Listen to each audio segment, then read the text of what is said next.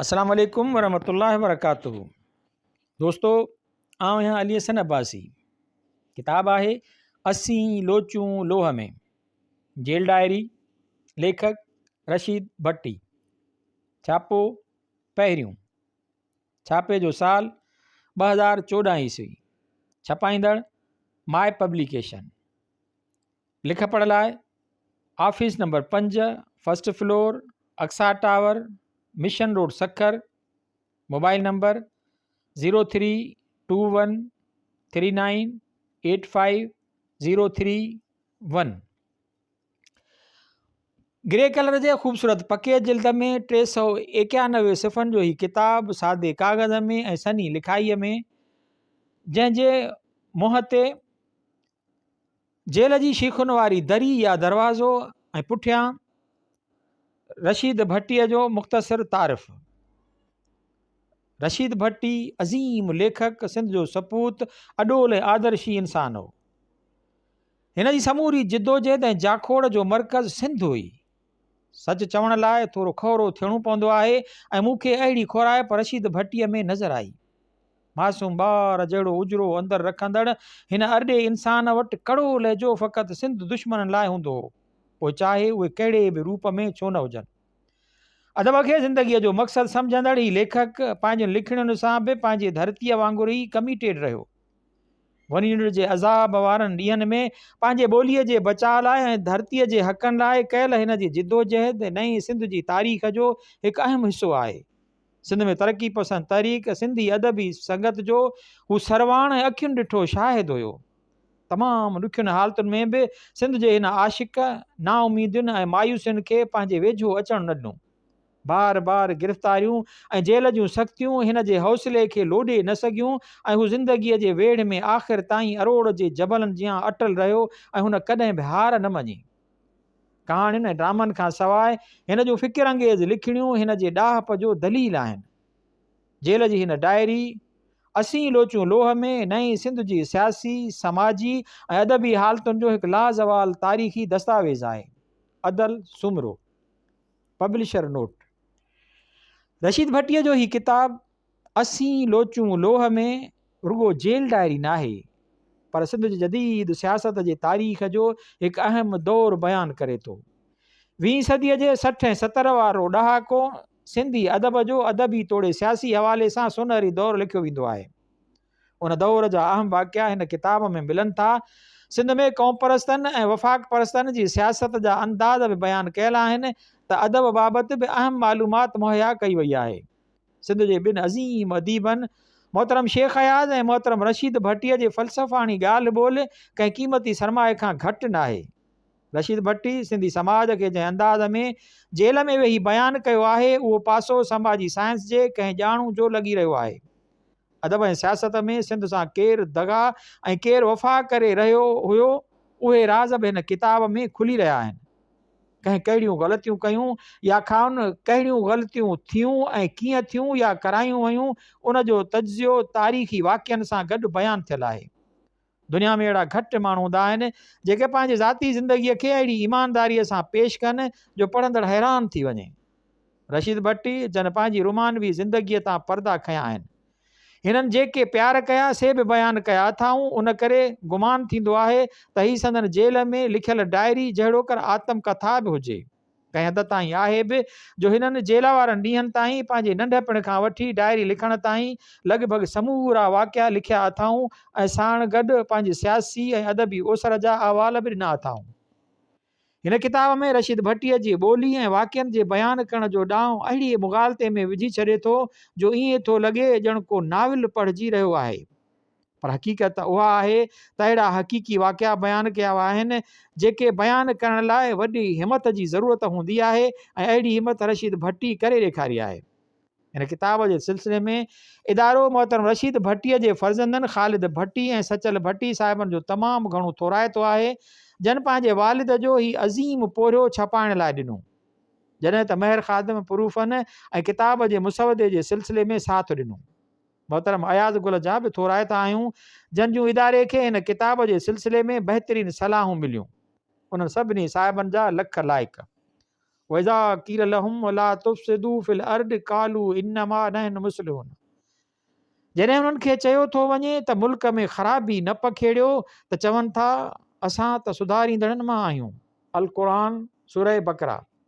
इंसाफ़ ॾाढे जे हथ में अहिड़ो हथियार आहे जंहिंखे हू पंहिंजे मर्ज़ीअ मुताबिक़ इस्तेमालु कंदो ऐं इख़लाक़ ख़ुदा जियां हीणे जी ख़ुदि फ़रेबी आहे। Howard fast.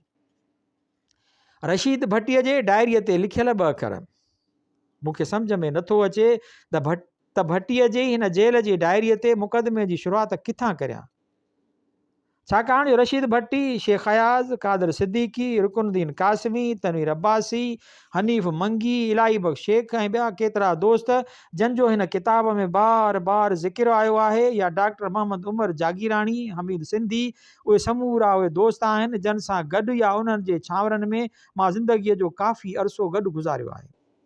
अयाज़, भट्टी, पलीजो ऐं साईं GM सैद उहे शख़्सियतूं आहिनि जन मुंहिंजे ज़हन जी नज़रियाती परवरिश कई आहे। हिन किताब पढ़ण वक़्तु मूंखे ईअं लॻो त ॼण मां बि कंहिं कुंड में वेठल हुअसि ऐं उहो सभु कुझु मुंहिंजे नज़रुनि जे साम्हूं थींदो रहियो। वरी उहे ॾींहं साम्हूं अचण लॻा, उहे वाक़िया हिकु फिल्म वांगुरु परदे ते अचण लॻा। असां या असांजा दोस्त या सिंध जो अवाम कहिड़ी पीड़ा मां गुज़रियो ऐं उन हेॾी सारे जबर मां असांजे दोस्तनि कीअं घारियो।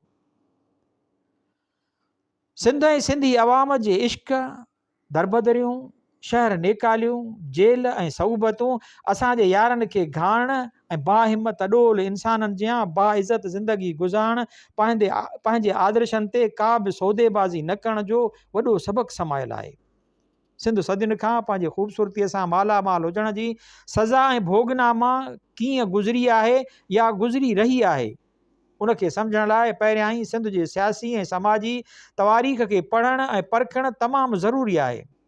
तफ़सील में त मां बि नथो वञी सघां, पर भट्टीअ जे हिन किताब ऐं उन में अयाज़ सां हिन जा बहस मुबाहिसा ऐं उन जो पस मंज़र सम्झणु त तमामु ज़रूरी आहे। पर उन सां गॾु चंद सवाल जन जा जवाब ॾियणु मां ज़रूरी थो सम्झां। भट्टीअ जी हिन डायरीअ खे पढ़ण खां अॻु त सिंध छा आहे ऐं उन जी तारीख़ कहिड़ी आहे। नंबर 2, सिंधी माण्हुनि जो पाकिस्तान में शामिलु थियणु ऐं उन जा नतीजा कहिड़ा निकिता। नंबर 3, हिन समूरे अमल जो समाजी, सियासी ऐं मुआशी पस मंज़र कहिड़ो हुयो। ऐं नंबर 4, आख़िर छा करणु घुरिजे।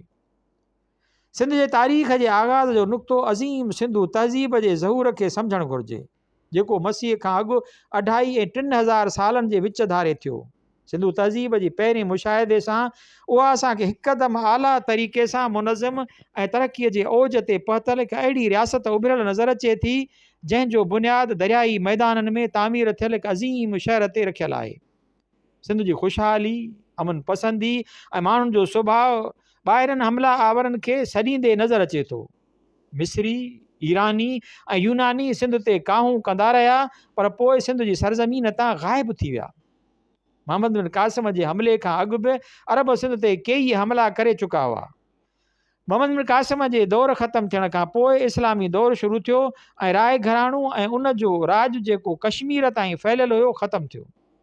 सूमरनि जे दौर में अलाउद्दीन खिलजी सिंध ते काह कई, नादिर शाह काहे आयो, मदद खान जा घोड़ा सिंध में मशहूरु थिया, शाह बेग अरगून काहे आयो, मुग़लनि, तुग़लनि, अरगूननि, अब्दालियुनि सिंध जो न फ़क़ति माल लुटियो, पर हज़ारनि में सिंधी औरतुनि जा सोननि वालियुनि लाहिण लाइ कन कपिया। उहो हुयो मुस्लिम दौरु, यानी इस्लामी दौरु, जंहिं दौर में सिंध सां कहिड़ा वेल वहाया विया। सिंध जो ॾोह फ़क़ति हिन जी ख़ुशहाली हुई। सिंध हर सूरत में हिकु आज़ादु ममलकत रही आहे, कॾहिं ग़ुलाम त कॾहिं आज़ादु। ॾाहर जे दौर में समन, सूमरनि ऐं कलोड़नि जे दौर में, आख़िर में टालपुरनि जे दौर में सिंध हिकु आज़ादु रियासत जी हैसियत माणे चुकी आहे। अंग्रेज़नि 1843 ईस्वीअ में सिंध जी आज़ादु हुकूमत ते हिकु खूनखार जंग खां पोइ फ़तह हासिल कई हुई ऐं आज़ादु सिंध खे अंग्रेज़नि जी ग़ुलामीअ में तब्दील थियणो पियो हो। पर पोइ बि सिंध हिकु अलॻि हैसियत में 4 सालनि ताईं जुदा गवर्नर सर चार्ल्स नेपियर जे हथ हेठि रही। संदसि गवर्नरी ख़तमु थियण खां पोइ अंग्रेज़नि इंतिज़ामी सहूलियत ख़ातिर सिंध खे 1847 ईस्वी धारे बम्बई सूबे जो हिसो बणाए छॾियो। पर जीअं जो सिंधियुनि ग़ुलामी कॾहिं बि क़बूल न कई आहे, उन करे 1928 ईस्वी धारे सिंध जे बम्बईअ खां आज़ादीअ जी तहरीक बाक़ाइदगीअ सां शुरू थी ऐं आख़िर 1936 ईस्वीअ में अंग्रेज़नि सिंध खे मुकमिल ख़ुदमुख़्तियारी ॾेई हिकु सूबे जी हैसियत ॾेई छॾी। जीअं त अंग्रेज़ साम्राज्य सिंध में जागीरदार ऐं ज़मींदार क्लास पैदा करे चुको हुयो, तंहिं बि सिंधियुनि खे आज़ादीअ जो मज़ो माण कोन ॾिनो। सखर बैराज अंग्रेज़नि तामीर कराई ऐं उन जे कर्ज़ खे लाहिण लाइ पंजाब जे माण्हुनि में मुठ भुॻड़नि ते ज़मीनूं विकिरो कयूं वयूं। उन करे सिंध में ज़मींदार ऐं हारी क्लास पैदा थियो। हूअं न त सिंधी माण्हू मालवंद ऐं सुखिया सताबा हुया, जिते दरिया उते माल वठी वञी वेहंदा हुया। हाणे सिंध असेंबली सिंध जी ख़िदमत ऐं सिंधी माण्हुनि मां गुरबत, जहालत ऐं बदअमनीअ खे ख़तमु करण बजाए वॾेरा कुर्सियुनि हासिल करण जी हबछ में पइजी विया ऐं असेंबली हिकु आखाड़ो बणिजी वई। जंहिं गैर फ़िरके वाराना सिंध हासिल करण लाइ सिंधियुनि जिदोजहद कई, उहा सिंध ऐं उन जी असेंबली सिंधियुनि वारी ऐनक लाहे हिंदू ऐं मुस्लमाननि जूं धार धार ऐनकूं पाए वरितियूं ऐं उहा बाहि असेंबलीअ खां ॿाहिरि बि अचणु लॻी। थियणु त इहो खपंदो हुयो त सिंधियुनि खे अंग्रेज़नि खां पंहिंजे देश जी मुकमिल आज़ादीअ जी घुर करणु खपंदी हुई, पर उन जे बदिरां सिंधी लीडरनि मुस्लिम लीग में शामिलु थी सिंध खे हिंदुस्तान जी हिकु ख़ुदमुख़्तियार सूबे बनाइण जी घुर कई ऐं तहरीक हलाई। सिंधी ज़मींदारनि पाण वणाइण लाइ सिंधियुनि खे हिंदू ऐं मुस्लमान में विराए ग़रीब ऐं मिसकीननि खे लुटणु शुरू कयो। हिकु तरफ़ हिंदू व्याजखोर ऐं ॿिए तरफ़ अंग्रेज़ जूं जोड़ियल सरदारियूं, जन जो इक़्तिसादियात ऐं सियासत ते मुकमिल कब्ज़ो थी वियो ऐं उन छिकताण में ग़रीब हारीअ खे फ़क़ति हिकु जज़्बाती नारो ई नसीबु थियो। सखर में हिकु फिटल जाइ हुई जंहिंखे मुस्लमाननि मस्जिद ते सॾियो। होॾां दरिया जे पेट में हिंदुनि जो मंदरु साध ॿेलो आहे। हिंदुनि जो एतिराज़ु हुयो त मुस्लमान हिंदुनि जे तीरथ ते ईंदड़ औरतुनि सां मस्ती कंदा। दरअसल उहा फिटल जाइ मीर मासूम शाह जे वेहण जी ओताक हुई। बहरहाल हिकु वॾो फ़साद करायो वियो, जंहिं समूरे सिंध जी सदियुनि खां क़ाइमु एकता ऐं वहदत वारी दीवार में ॾार विझी छॾिया ऐं सूफ़ी ऐं साधुनि जी सिंध फ़िरके परस्तीअ जे बाहि में वकोड़जी वई, जंहिंजे नतीजे में 1947 ईस्वी में ई बरे सग़ीर विरहाइजी वियो। उहा जॻह जंहिंखे अॼु बि मस्जिद मंज़िलगाह जे नाले सां सॾियो थो वञे। उन मथे मामले जो मुहरिक बि साईं GM सैयद हुयो। 1940 ईस्वी में करारदाद पाकिस्तान पास थी, जंहिंमें सूबनि जी मुकमिल आज़ादी ऐं ख़ुदमुख़्तियारीअ जो वाइदो कयल हुयो। साईं उन वक़्तु मुस्लिम लीग खे सिंध में मुनज़म कंदो रहियो। साईंअ सां ॿिनि सिंध जे अज़ीम शख़्सियतुनि जे थियल ॻाल्हि ॿोल खे हिते आणणु ज़रूरी थो सम्झां। हिकु शख़्सियत हुई पीर सुबकतला शाह सानी पीर पागारो सूर्य बादशाह। सो हिन रीति आहे, पीर सुबकतला शाह राशिदीअ वटि सिंध मुस्लिम लीग जो रूहे रवां GM सैयद वफ़द वठी आयो। सैयद साहिब चयो ऐं मुस्लिम लीग में शामिलु थियो। पीर साहिब मुर्की चयो छा लाइ? सैयद साहिब चयो हिन लाइ त 1940 ईस्वीअ जे ठराव मूजिबि वतन आज़ादु कराइजे। पीर साहिब टहक ॾींदे चयो मुस्लिम लीग ऐं वतन आज़ादु कराईंदी? शाह साहिब मूं तव्हांखे वॾो सियासतदान सम्झो, पर शायदि सियासत जे अबजद मां बि वाक़िफ़ु कोन आहियो। सैयद साहिब पीर साहिब सां बेतकल्फ़ हुयो। हुन मुर्की चयो अवीं शायदि मुख़्तलिफ़ जेलनि में रही मुख़्तलिफ़ सियासी क़ैदियुनि सां मिली सॼी सियासत अज़बर यादि करे विया आहियो। असीं सियासत जी अज़बरीअ जी दावा त कोन था करियूं, पर जेका जमायत सभु कुझु अंग्रेज़नि जे मशवरे सां करे, जंहिंमें समूरा सर खान बहादुर वॾेरा ऐं सेठियूं हुजनि, साहिब करे आज़ादीअ जी दावा, त पोइ त ढाकू ई पको। ॾिसो असीं असेंबलीअ मां तुर्त पाकिस्तान जे आज़ादीअ जो ठहराव बहाल कराईंदासूं। पीर साहिब टक टक ॾेई चयो बसि अवां ठहराव बहाल करायो ऐं अंग्रेज़नि अव्हांखे आज़ादी ॾेई छॾी।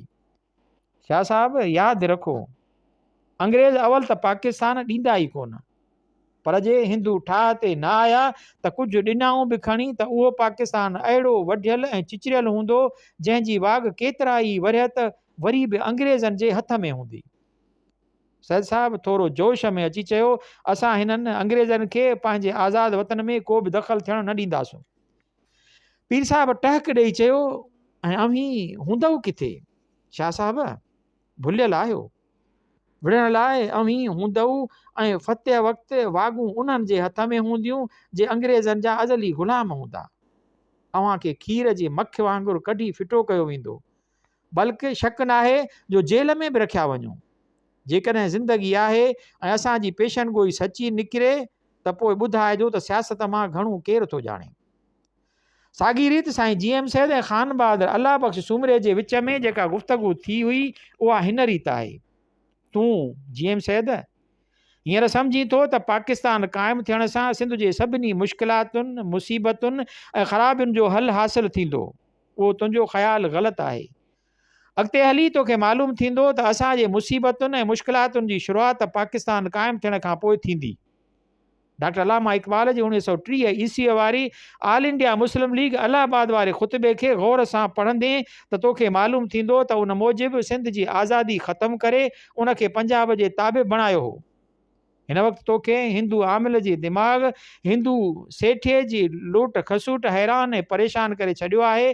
पर अॻिते हली तोखे पंजाबी सिविल सर्वेंट सोल्जर ऐं यूपीअ जे दिमाग़ जो मुक़ाबिलो करणो पवंदो ऐं पोइ पतो पवंदुई त मुल्क जो विरहाङो मुफ़ीद हो या मुज़र। ही इक़्तिसाबात मूं साईंअ जे किताब सिंध ॻाल्हाए थी तां खयां आहिनि। विरहाङे खां अॻु 1917 ईस्वीअ धारे रूसी इनक़िलाब मुकमल थी चुको हो ऐं विरहाङे खां पोइ चीनी इनक़िलाब बि अची चुको हुयो। ॿिन्ही जायुनि ते मज़दूर ऐं हारियुनि जूं हुकूमतूं क़ाइमु थी चुकियूं हुयूं। सिंध में सिंधी हारी अक्सरियत में हुयो।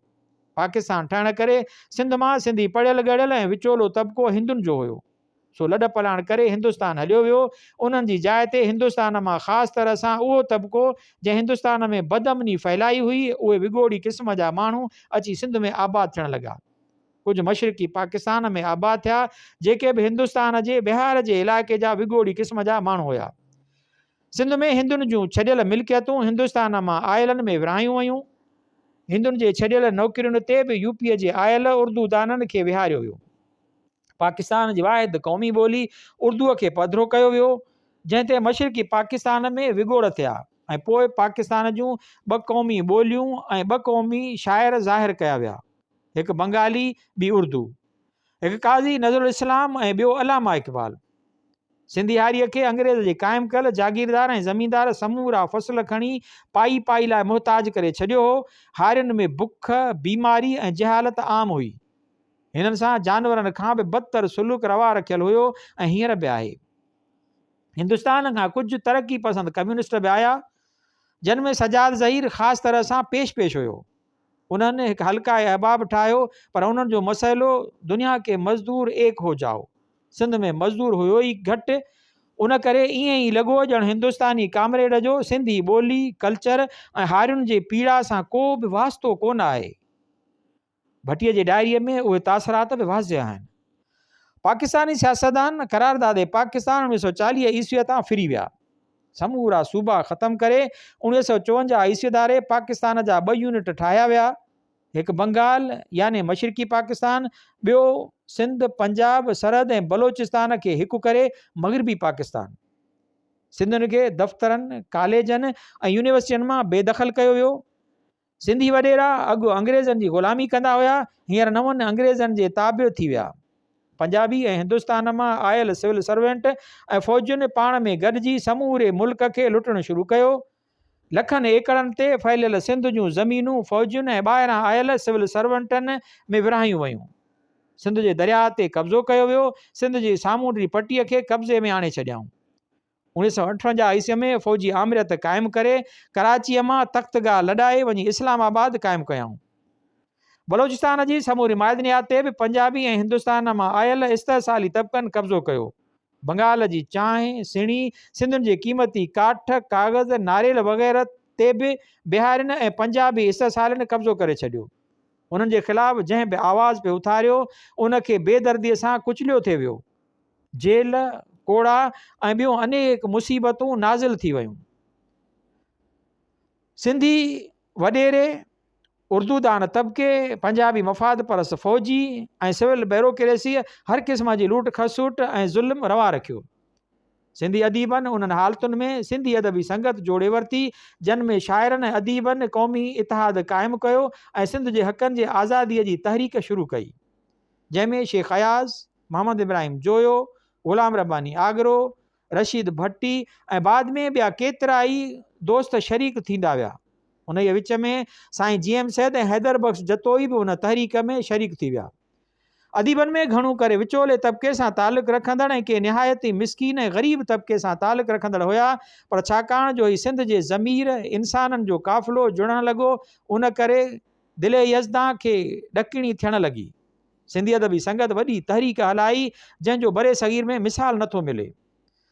सिंध मां क़ब्रिस्तान जहिड़ी ख़ामोशी टुटणु लॻी। मालूम थींदो त हिकु तरफ़ अयूब ख़ान ऐं उन जे जुड़ियल मुस्लिम लीग, जंहिंमें सिंध जा समूरा रिवायती वॾेरा शरीक थी विया, पंजाबी ऐं मुहाजिर न फ़क़ति हिमायती पर सिंधी ऐं सिंध दुश्मनीअ में पेश हुया। बलोचिस्तान जे क़ौम परस्त लीडरनि खे या त जेल भोगणा थिए पिया या फ़ौजी एक्शन। उन करे अताउल्ला ख़ान मेंगल, ख़ैर बख़्श मरी ऐं शेर मोहम्मद मरी जेलनि मां निकिरी सिंध में रूपोशी अख़्तियार करे विया। साॻी सूरत सरहद सूबे जी बि हुई। मशरिक़ी पाकिस्तान जो बि साॻियो हशर हुयो। प्रेस ते पाबंदियूं, जेल, कोड़ा, मिल्कियतुनि जूं सहूबतूं, रिसाला बंदि हुया। उन सभिनी में मुहाजिरनि जो निहायत गंदो किरदारु हुयो। ख़ान सिंधियुनि जा कयल समूरा अहसान विसरी विया। उन दौरान हिकु सियासी पार्टी ठही, जंहिंजी अॻुवाणी पहिरियां मशरिक़ी पाकिस्तान जे लीडर मौलाना भाषानी ते कई, पोइ ख़ान वली ख़ान कई। नेशनल अवामी पार्टी उन पार्टीअ जो नालो रखियो वियो। उन पार्टीअ में समूरा क़ौम परस्त, सोशलिस्ट ऐं कम्यूनिस्ट शामिल थी विया। असां बि उन में शरीक थी वियासीं। उन पार्टी वन यूनिट टोड़ तहरीक जी हिमायत जो वाइदो कयो। बंगाल जी नुमाइंदगी शेख मुजीब रहमान ते कई। मोहतरम ज़ुल्फ़िकार अली भुट्टो अयूब ख़ान जो वज़ीर हुयो ऐं बाद में अयूब ख़ान खे छॾे पाकिस्तान पीपल्स पार्टी ठाहियाई। पर जीअं जो उन पार्टीअ वन यूनिट जी हिमायत ते कई या उन इशूअ ते ख़ामोशी अख़्तियार थियल हुई ऐं भुट्टे साहिब सूबाई ख़ुदमुख़्तियारी मुतलिक़ बि को वाज़िह मौक़िफ़ कोन अख़्तियार कयो। उन करे सिंध जी तरक़ी पसंद ऐं अवामी क़ौम परस्तनि भुट्टे साहिब खे पंजाब जी मफ़ादात जो मुहाफ़िज़ ऐं सिंध जे मफ़ादात जो मुख़ालिफ़ ई सम्झो। उन जे बरक्स शेख मुजीब रहमान वाज़िह तौर ते 1940 ईस्वीअ वारी करारदाद पाकिस्तान ते अमल करण जी घुर कई। उहो वाज़िह थी वियो त पंजाबी सिविल ऐं फ़ौजी नौकरशाही ऐं उन्हनि जा हिमायती सिंध में रहंदड़ मुहाजिर ऐं बंगाल में रहंदड़ बिहारी मुहाजिर सिंधी वॾेरा पाकिस्तान ते मुस्तक़िल तौर ते GHQ जे हाकिमियत जा हिमायती हुया। ऐं ॿिए तरफ़ उहो मौक़िफ़ हुयो त सिंध ऐं बंगाल, बलोचिस्तान ऐं सरहद फ़क़ति आइन ऐं पार्लियामेंट में ग़रीबनि, हारियुनि ऐं मज़दूरनि जे हक़ हाकिमियत खे तस्लीम कंदी। 1940 ईस्वी वारी करारदाद पाकिस्तान तहत पाकिस्तान खे क़बूलियो हुयो। असां अॻु ई नैप जे मुहाजिर कामरेडनि मां तंग हुयासीं। उन करे मां रशीद भट्टी, शेख अयाज़, काज़ी फैज़ मोहम्मद, रुकुनुद्दीन कासिमी ऐं अब्दुल मुजीब पीरज़ादो समूरे मग़रबी पाकिस्तान मां शेख मुजीब रहमान वारी पार्टीअ में शरीक थियासीं। अयाज़ खे सेंट्रल एग्ज़ेक्टिव ते खयो वियो। हमीद सिंधी रूहरियाण रिसालो कढियो, जंहिंजा सालियाना फंक्शन थियण लॻा, जंहिंमें सिंध जा अदीब, शाइर ऐं ॿिया सुञाण दोस्त हज़ारनि में शरीक थियण लॻा। अयाज़ हिकु बाग़ी शाइर जी हैसियत में उभरी आयो। अयाज़ जे शेरनि बाहि लाहे छॾी हुई। अयाज़, रशीद भट्टी ऐं ॿिया तरक़ी पसंद सिंधी शाइर ऐं अदीब कम्यूनिस्ट इनकलाबनि मां मुतासिर हुया ऐं उन्हनि जो मुतालियो क़दीम ऐं जदीद अदब जो चङीअ तरह हुयो। हिन मुल्क फ़ौजी जनता पंजाबी मफ़ाद परस्त हिकु साम्राज्य थी उभरियो। बाक़ी मुहाजिर ऐं सिंधी वॾेरा उन्हनि जा हिमायती हुया। उन करे समूरे अदब जा मौज़ू बि साम्राज्य खां आज़ादी ऐं तबक़ाती सोच वारा हुआ ऐं उन मौज़ूअ ते गीत ऐं अफ़साना लिखजण लॻा, जन ते सरकारी बंदिशूं पवंदियूं रहियूं। शेख अयाज़ खे हैदराबाद मां नेकाली मिली। सियासतदाननि मां सिंध में फ़क़ति साईं GM सैदी हिकु अहिड़ो सियासतदान हुयो जंहिं ते बंदिशूं विधियूं वयूं ऐं बार बार गिरफ़्तार थियो ऐं सिंध जे हक़नि जो हिमायती अलमबरदार थी उभरियो। वलीजो साहब निहायती मुंझल ऐं रद्द अमल वारी सियासत कंदे कंहिं महिल ईअं थिए लॻो त हू सिंध जे तहरीक खे नुक़सान रसाए रहियो आहे। भट्टीअ जे उन किताब खे मथे पस मंज़र में पढ़णु घुरिजे। हू अदबी संगत जो सेक्रेटरी जनरल हुयो ऐं उन तहरीक जो अलमबरदार हुयो। किताब में जेल जा हालात, उतां जी ज़िंदगी ऐं क़ैदियुनि जे ज़हनी सोच ऐं माहौल ते मां नथो सम्झां त कंहिं एतिरो वज़ाहत सां लिखियो आहे। भट्टी पंहिंजे ज़ाती इश्कनि जा दास्तान बि रूसो ऐं गांधीअ जे क़बूलदारनि खां बहितर लिखिया आहिनि।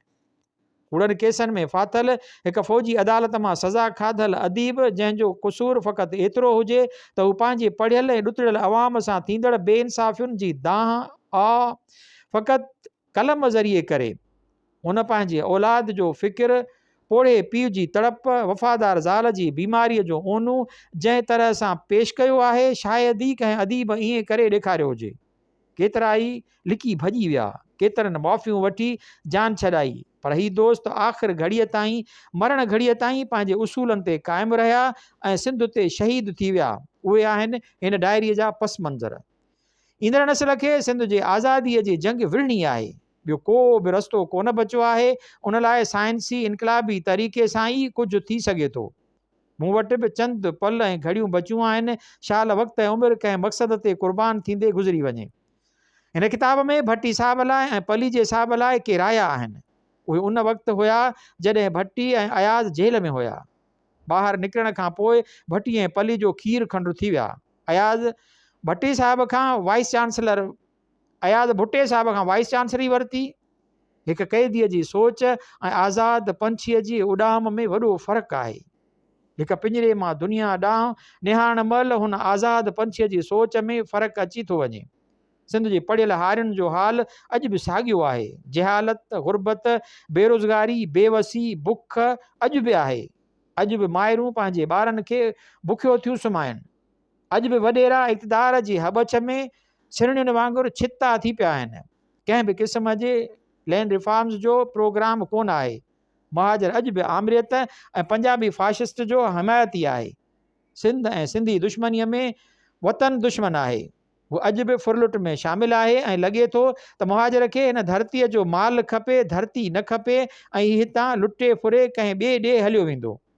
असांजो सिंधी थरनि, बरनि, झूपड़नि, वारीअ जे वीरान दड़नि, जबलनि ऐं झंगनि में सदियुनि खां बुख ॾुख में मोह पियो आहे, पर अबाणा कख ऐं क़ब्रिस्तान नथो छॾे।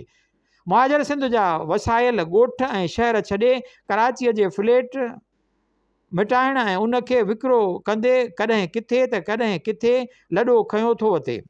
एड्रेस मटाइण हिन लाइ को मसइलो न आहे। भट्टीअ जी हिन डायरीअ खे पढ़ंदे अरोड़ जे हिन अॾोल इंसान में ईंदड़ वक़्त जे आज़ाद सिंध ऐं उन जा ख़दो ख़ाल वाज़िह था नज़र अचनि। हीअ सिंध बि हिकु वॾो जेल खानो आहे जंहिंमें कई कैदी के कयल के बिना ॾोह जे पंहिंजी सज़ा काटे रहिया आहिनि। उमेद अथमि त ईंदड़ नस्ल हिन मादिरे वतन जी हिफ़ाज़त कंदो ऐं असांजे वॾड़नि जे कयल ग़लतियुनि सबबि जेका ग़ुलामी नसीब थी आहे उन मां जान छॾाईंदो। आख़िर में रशीद भट्टीअ जे फ़र्ज़ंद खीरूं लहणियूं, ख़ासि तरह सां ख़ालिद भट्टी ऐं सचल भट्टी जन रशीद भट्टीअ जे हिन किताब खे शाया कराइण जी हिमत कई आहे, खेनि मुबारकबाद थो ॾियां। फताह मलिक 14/4/2008 ईस्वी।